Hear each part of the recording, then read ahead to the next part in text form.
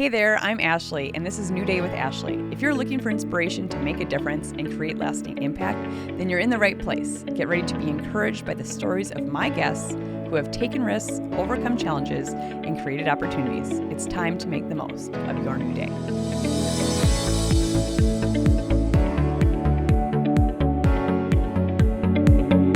Laughter is the best medicine, and my guest today brings a healthy dose of it. Today, I have the honor of sitting down with the hilarious JJ Gordon. He's a broadcaster on KFGO, the host of JJ Meets World podcast, an all-around comedian. He's a man of many hats and countless laughs. So I graduated from Fargo South High, and really, if I take even a step back from that, I was a loner for a long time, and I was a pudgy kid, so it made gym class horrible in middle school. Constantly picked on, a lot of bullying, had maybe like 3 or 4 friends total. Okay. And I get to high school and I find theater. And I'm like, these are my people, man. Yeah. And so that's when this really blossomed. It truly did. Okay. Gwen Stark, who was the drama instructor at Fargo South High at the time, I owe everything to Gwen Stark. Okay. Without a doubt. Oh, cool. Because she gave me opportunity. She was like, yeah, you should join the improv club. And I'm like, I've never done improv. Yeah. Like, she goes, you should just try it, man. So were you scared at all? Terrified. Okay. I was terrified. So how did you know they were your people? Did you just tried it? So in theater, everything is very welcoming. You're competing for parts, but you're also, once you become a cast, you are a cast. Okay. It's just like a team mentality, right? And so I had the opportunity to be with people who taught me how to do things like, this is how you're going to walk on stage. And, you don't walk like this. They're like, you're going to be more natural like that. And then that led to going to Trollwood during the summer, where I met just amazing, amazing, amazing people. And they opened up the door for me. Such talent. Right. When people start listing the people who've been to Trollwood and then being like, Broadway, touring with Rod Stewart, in movies right now, on TV, producing a television show. You go like, wow, that place is a star maker. Right? Right? I would agree. Is on local radio. And then I raise my hand. It brought me out of my shell in a big way. And so before I got into that, I didn't know what I wanted to do. So, some people, when they're like 6 years old, are like, I want to do this. That's my dream. I didn't have any idea what I wanted to do. So I now want to be like in theater nonstop. Like, that's what I want to do. And then the improv is like, oh man, now this is my jam. Sure. This is the greatest thing in the world to me. Like getting people to laugh. Getting people to laugh and not being the butt of the joke, but being the one like who makes them laugh is really, it felt amazing. And it was dark. My life was dark before that. Sure. In fact, my parents at one point told me, we were really concerned because you would come home from school, go downstairs, watch TV, come up for dinner, go back downstairs. You didn't do anything. Yeah. We didn't see any passion. We didn't see anything going on with you that felt like, you've got a trajectory somewhere. Sure. And so they were really worried that I was never going to find that. Sure. And luckily I did find it. That's so cool. Yeah. Which is really neat. And so I decided I got to go to Chicago, because Chicago is like the epicenter of improv. It's the place where everything happens. So I make plans to go to Columbia College in Chicago, where I'm going to get a film degree, because that seems like the best thing on the planet. Sure. But really all I want to do is go there and go to the Second City. And the Second City is it's the holy grail of comedy institutions. Okay. So when you think of any major comedian of the last 70 years, Second City is like the place where they started. If you go back to, Alan Arkin got his start there. Okay. Shelley Long, and then you get closer up, and then it's like Mike Myers and John Candy, John Belushi, Bill Murray, and then it goes even further up, and then it's Steve Carell and Stephen Colbert, Tina Fey, Rachel Dratch. SNL only exists because the Second City was an entity, and so they created sketch comedy from improv. Okay, and their idea behind it was, if we create this fun stuff that has a social cause to some of it, is just funny on others, but is relatable, we'll do things that no one else is doing when it comes to sketch comedy. Okay. That blew my mind. Sure. And so I go there, and I really didn't care so much about the film degree, because I just wanted to be in Chicago, and I wanted to eat up and drink up all the improv I could. Sure. So I spent literally 12 hours a day doing anything I could to be inside the Second City building. Oh, okay. Oh, we need someone to wash dishes. I'll do it. Sure. We need someone to sweep out the front. I'll do it. We need someone to change the rat traps. You know what? I would love that. That sounds great. There are no rat traps. It's very clean, very clean. But it was an interesting time even for Second City because they were starting to build up and expand what they had been doing, which was different, for them. And it's a little, sometimes you worry, like, is this a good idea to be, taking more space in other buildings? And Sure.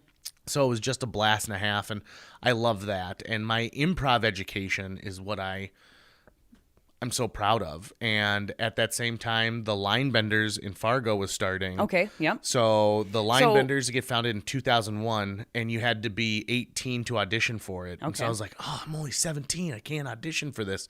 And I had like 3 friends who auditioned who weren't even 18. They're like, yeah, it's all right. We just put that on there so we won't get 14-year-olds. Sure. And I'm like, I missed my opportunity. God darn it.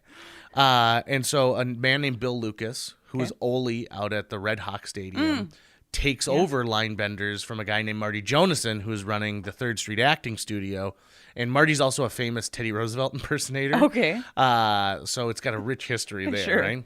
So I tell Bill, like, hey, listen, I'm heading back to Fargo. I'm coming back to Fargo. Could I be a part of LineBenders? And he goes, you got to audition. But yeah, I could probably see a place for you there.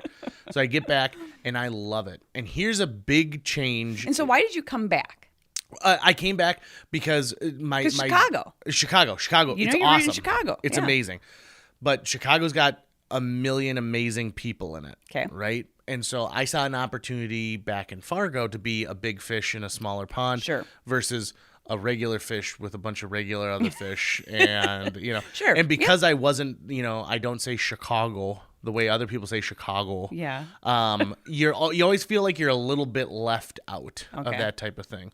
I'm not a big drinker. Okay. And so like I missed out on a lot of stuff because I wasn't the person going and like closing down bars. Sure. And in a weird way, that and smoking are 2 weird things where it helps you like in certain cases in the corporate world, like if you go on your cigarette break and you've got like a higher up who also goes on their cigarette break. And so, isn't that just bizarre? Have you ever noticed that? How like, and then you get this one-on-one time. A little changed now, but yeah. Yeah, it's more of like a dirty secret type thing. But like, even with the drinking thing, right? Like people go out for meetings are done over like beers at a brewery now, and I go there and I'm like, do you have any soda? Right. Is there a pop available? And also, I think there's this whole new thing of non-alcoholic type drinks though too. So there is a big push on that. So and my problem is I don't like seltzers. Like I don't like carbonation waters. Anything. Oh man, I love it in like. So I'm like, do you have Coke, water, plain water? They're like, or what? Coffee. They're like, decaf. I guess. I think there's a Mr. Coffee back there somewhere that we could get hooked up with. So you come back to Fargo. I come back to Fargo and I get involved with LineBenders, and here's the key to success. I got paid way more, got a chance to perform for more people, and did way more shows just in general based out of Fargo, North Dakota than I ever did when I was in Chicago. And I think the reason is that in Chicago, there's improv on every corner, right? And there's a million troops. And so if you're going to hire someone, you're going to hire the Second City, and they're only going to pick a select group of people. Sure. So for me, what was amazing is coming back here, and you might say like, well, yeah, you were going out to Carrington and performing at a post-prom. And you're like, yeah, I was going out to Carrington and I was performing for 150 kids who didn't know me. They don't care if I'm funny or not. So you've got to win over all of these audiences. Right. So the best comedy college that I ever experienced was touring with the LineBenders. Sure. And then Bill at one point decided that he was going to move to Florida with his wife. And he said, would you be interested in taking over LineBenders? Okay. Because I'm the guy who shows up first and then tears down at the end, right? Because I know... You do the rat traps. Right. Yeah, exactly. I do the rat traps. That's the name of this episode. JJ does rat traps. And that's so important, too, because I think a lot of people, especially in a performance-type situation, think, oh, I want to go there and I want to be funny and then I want to shake some hands and I want to leave. And be like, well, there's a lot more that goes into that. Like I had to negotiate insurance, and be like, well, what if someone breaks their leg? What if an audience member gets hurt during this? And so trying to find one-off like insurance for things like an improv show in North Dakota was nearly impossible for a long time. I'm dealing with companies that handle cruise ships and stuff like that. And they're like, well, it's going to cost you $800,000 a year to cover this. And I was like, no, I need like a $15 policy that gives me a million rider and expires at 9 p.m., something like that. Yeah. So I learned the back end of this business, and I took LineBenders to the next level by doing things like we had an agent at the time, a local guy who I was like, you know what? He will never go beyond what we have right now. So let's start working with other agencies and bigger agencies. We toured all over the place. There's one summer where we were in New Jersey one week, and then we were in Utah the next week, and then we performed on the USS Lexington as a fundraiser for the Wounded Warrior Project. I was reading about some of the places you guys have been. It's been wild. Yeah. And the thing is, we go there without a script, without a plan. We don't even know what the venue is going to look like. And so we just arrive, and you take 5 minutes and you kind of look and go, okay, this is how we're going to do this performance. Sure. And what I always know is that every audience wants to be a part of the show. So there might be 4 cast members, but there's 5 people in the show. It's 4 performers and the audience. And making sure that they get included with it.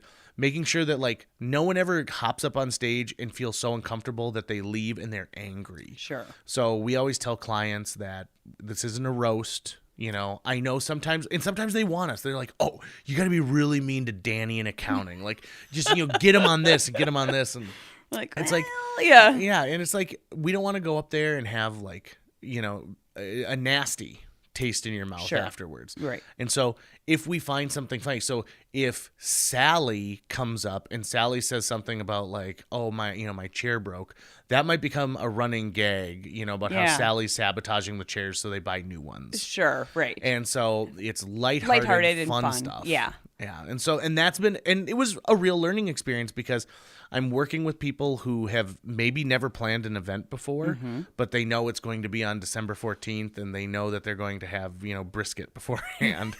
And they just need to figure out the entertainment portion. Sure. I'm also dealing with a business that's based almost purely on word of mouth. Okay. So I could have the best website. I could have some videos up there. But really what you need is this insurance company in Bismarck to tell, his cousin and Minot, be like, hey, listen, we booked this improv troupe. They were awesome. Great, yeah. It was completely customized to our group because every show, we start every show with really like, tell me, give me a word in your business that, a layman wouldn't know. And they're like, Great. oh, like, oh, it's this. And be like, all right, I don't know what that is, but we're going to improvise based on that suggestion. Sure. And so I got really, really good at talking to people who were nervous about making sure the event was good, making sure the event was, lived up to the standards that they were hoping for. And then I also got good at I found out that there are questions I could ask where the answer that they give me is not the question I asked. It's an answer to another question that I don't want to ask. So like, for example, if someone calls and they say, how much do you guys charge? I'm always like, well, what's your budget?